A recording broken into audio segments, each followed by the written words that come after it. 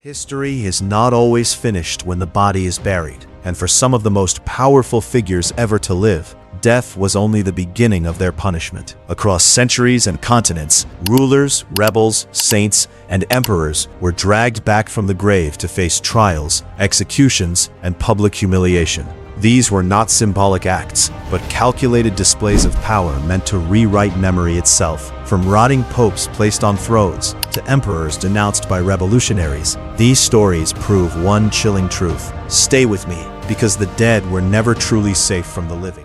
Number 1. Beginning with the most infamous example, the Cadaver Synod of 897 Anno Domini stands as the darkest illustration of historical figures who were exhumed for a second trial. The posthumous prosecution of Pope Formosus unfolded during the Saeculum Obscurum, the so-called Dark Age of the Papacy, an era defined by the pornocracy of Rome and the violent power struggle between the aristocratic Spoleto and Tusculan families. Formosus, born around 816 and dying in 896, was a gifted yet divisive churchman who served as Bishop of Porto, acted as papal legate to Bulgaria, and was admired for his severe personal piety. His downfall began with imperial politics, as the Holy Roman Empire was contested between Lambert of Spoleto and Arnulf of Carinthia. Although Formosus initially supported Lambert, he later judged the Spoletan rule tyrannical and secretly summoned Arnulf to Rome, crowning him emperor in 896. This act enraged the Spoletan faction, led by Lambert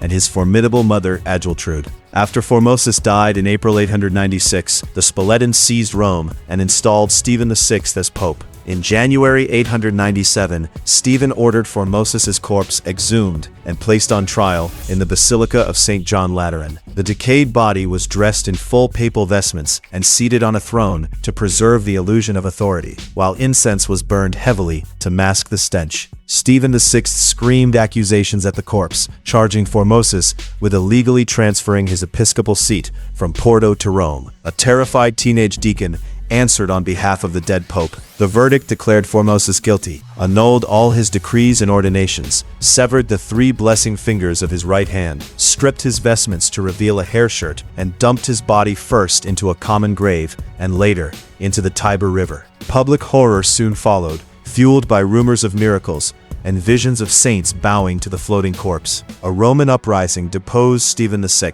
who was later strangled in prison, and subsequent popes Theodore II and John IX annulled the synod, restored Formosus with honor in St. Peter's, and banned future trials of corpses, leaving the Cadaver Synod as a lasting warning of political vengeance descending into madness. Coming in at number 2, the posthumous condemnation of John Wycliffe reveals how historical figures who were exhumed for a second trial could be erased not by passion, but by bureaucracy. John Wycliffe, born in the 1320s and dying in 1384, was an Oxford theologian who challenged the medieval church by asserting the authority of Scripture over the Pope and translating the Bible into the common language. Although he died peacefully of a stroke and was buried in consecrated ground at Lutterworth in England, his teachings spread across Europe and inspired Jan Hus in Bohemia. In 1415, the Council of Constance convened to end the Great Schism and suppress heresy, burning Jan Hus alive and then turning its attention to the intellectual source of his ideas. On May 4, 1415, the council formally condemned Wycliffe on 260 counts of heresy and ordered that his body and bones be exhumed and cast away from church burial if they could be identified. English authorities delayed for more than a decade, wary of public outrage toward a man many viewed as a scholar and patriot. Only after a direct reprimand from Pope Martin V did Bishop Richard Fleming of Lincoln enforce the decree in 1428. Church officials exhumed Wycliffe's remains from St. Mary's Church in Lutterworth, identified by their location in the chancel, and gathered the bones with tongs to avoid contact. The remains were burned on a bridge over the River Swift, symbolically subjecting the dead reformer to the punishment reserved for living heretics. The ashes were then scattered into the river to prevent the grave from becoming a shrine for lollards. Ironically, Protestant historians later transformed this act of erasure into a symbol of triumph, with chronicler Thomas Fuller famously describing how the ashes flowed from the Swift to the Avon, from the Avon to the Severn, and onward to the seas, mirroring the worldwide spread of Wycliffe's doctrine. Landing at number 3, The posthumous execution of Oliver Cromwell stands as the ultimate case of restoration vengeance among historical figures who were exhumed for a second trial. Oliver Cromwell died on September 3, 1658, the anniversary of his victories at Dunbar and Worcester, and was buried with royal splendor in Westminster Abbey within the chapel of Henry VII.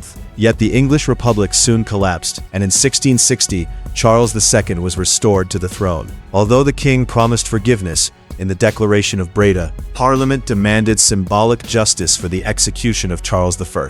The Act of Indemnity and Oblivion spared many, but excluded the regicides, including Cromwell, his son-in-law Henry Ireton, and the judge John Bradshaw. Since all three were already dead, Parliament passed a special Act of Attainder declaring them guilty of high treason. On January 26, 1661, their graves were opened, revealing Cromwell's embalmed body, preserved within layers of lead and wood. On January 30th, exactly 12 years after the king's execution, the corpses were dragged on sledges through London, from Holborn to Tyburn, drawing a roaring crowd eager to witness the humiliation. The bodies were hanged from the Triple Tree Gallows from 10 in the morning until sunset, deliberately positioned to face Whitehall. At dusk, the executioners struggled to sever Cromwell's hardened neck, reportedly requiring 8 blows before the bodies were dumped into a pit and the heads tarred for preservation. Cromwell's head was displayed on a 20-foot pike above Westminster Hall for more than 2 decades, enduring the elements before being blown down in a storm, hidden, traded as a macabre curiosity, and finally buried in secrecy at Sidney Sussex College, Cambridge, in 1960. At number 4, unfolding as a dramatic clash between royal power and sacred memory, the posthumous trial of Thomas Becket in 1538 reveals how historical figures who were exhumed for a second trial could be legally erased without a courtroom. King Henry VIII did not simply seek to dismantle the shrine of St. Thomas Becket at Canterbury. His true objective was to annihilate Becket's identity as a martyr who had defied the English crown. Becket symbolized the ultimate challenge to royal authority, having opposed King Henry II and died for the independence of the Church, a legacy that became intolerable once Henry VIII declared himself supreme head of the Church of England.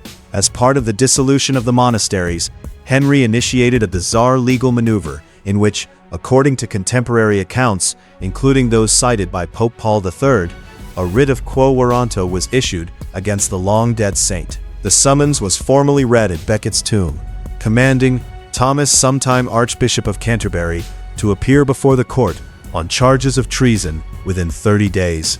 When the saint predictably failed to appear, a lawyer was appointed in his defense, but the outcome was predetermined.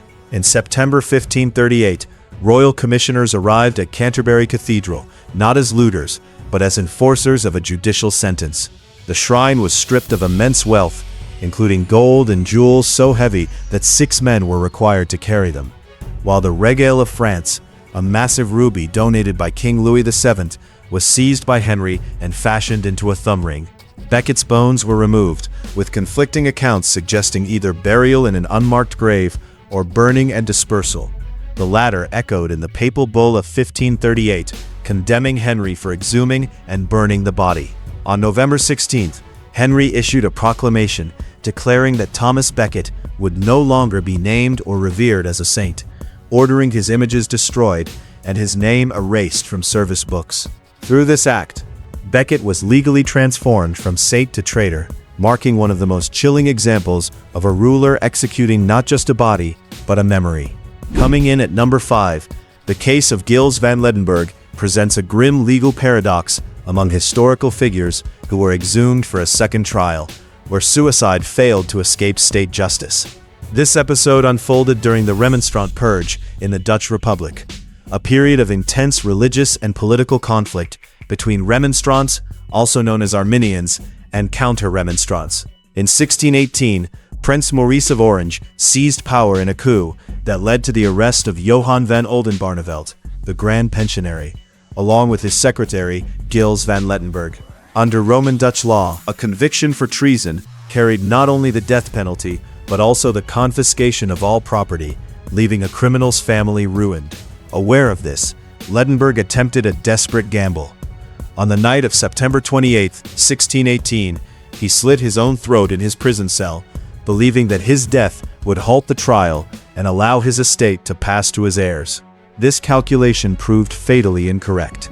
The court invoked Roman legal principles, stating that suicide committed to evade justice constituted an admission of guilt. The trial proceeded with an empty chair standing in for the accused, and on May 12, 1619, Lettenberg was formally convicted of treason. His embalmed body, preserved in a chest for 7 months, was brought on May 15th to the gallows field in The Hague. There, the corpse was sealed inside a wooden coffin. The coffin was tied to a rope, and it was hoisted onto the gibbet, where it hung swaying in the wind for 21 days.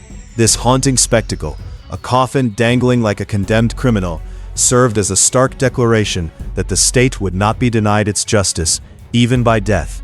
At number 6, closing this list with modern brutality, the fate of the Wanli Emperor during China's Cultural Revolution shows that historical figures who were exhumed for a second trial were not confined to medieval or early modern worlds. The Cultural Revolution, lasting from 1966 to 1976, was declared a total war against the so-called Four Olds, meaning old customs, old culture, old habits, and old ideas, and even the dead were not spared. The Wanli Emperor of the Ming Dynasty, who reigned from 1572 to 1620, had been buried in the Dingling Mausoleum, which was scientifically excavated in 1956.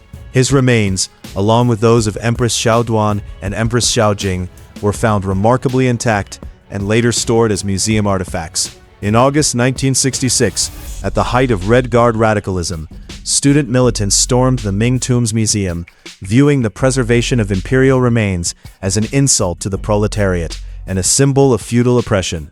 What followed resembled a grotesque parody of a trial. The Red Guards dragged the skeletons of the emperor and his empresses into the public square before the tomb and subjected them to a struggle session, a ritual normally inflicted on living counter-revolutionaries. Photographs show skulls laid on the ground as slogans were shouted, condemning the feudal past. The verdict was annihilation. Stones were hurled to crush the bones, wood was piled over the remains, and the skeletons were burned. As rain fell, the ashes were trampled into the mud, completing a symbolic execution meant to erase not just individuals, but an entire imperial lineage from history. History shows us that even the grave was not always a place of mercy, and for some, death only opened the door to a second and far darker judgment. These posthumous trials reveal how power, fear, and ideology can follow a person beyond life itself. If this story changed how you see history, share your thoughts in the comments, like the video, and subscribe for more deep and unsettling historical content. Thanks for watching.